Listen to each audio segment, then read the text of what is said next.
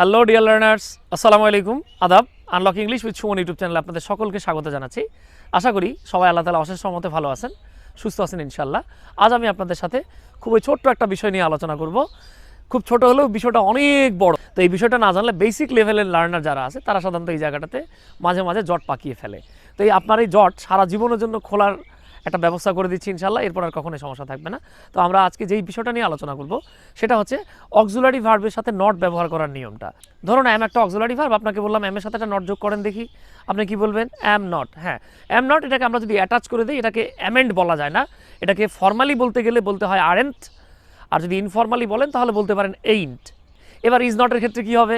Is not অথবা isn't, are not অথবা aren't, was not অথবা ওয়াজেন্ট, ডাজেন্ট, হ্যাভেন্ট, হ্যাজেন্ট, এই জায়গাগুলোতে সমস্যা নাই। সমস্যাটা কখন হয়? সমস্যাটা হয় আমরা যখন দেখতে পাই যে কোনো একটা অক্সিলারি ভার্বে একের অধিক অংশ আছে। সেখানে অংশ থাকতে পারে দুইটা, অংশ থাকতে পারে তিনটা। যেমন ধরে নেন, I have been teaching English for several years, আমি বেশ কয়েক বছর যাবত ইংরেজি শেখাচ্ছি। এখন আমি যদি এই হ্যাভ বিনের সাথে নট যোগ করি, নটটা আমি কোথায় যোগ করব? আই হ্যাভ বিন নট লিখবো নাকি আই নট হ্যাভ বিন লিখবো, তাই না? আবার ধরেন আমি বললাম I will be teaching you, আমি তোমাকে পড়াতে থাকবো, আমি তোমাকে শেখাতে থাকবো। এখন ধরে নেন আপনি প্রশ্ন করলেন যে ভাই যদি আমি এই যে উইল বির সাথে নট যোগ করি তখন আমি কি লিখবো? উইল বি নট নাকি উইল নট বি? হ্যাঁ, এই বিষয়টাই আমাদের আজকের ভিডিওতে সুরা হয়ে যাবে।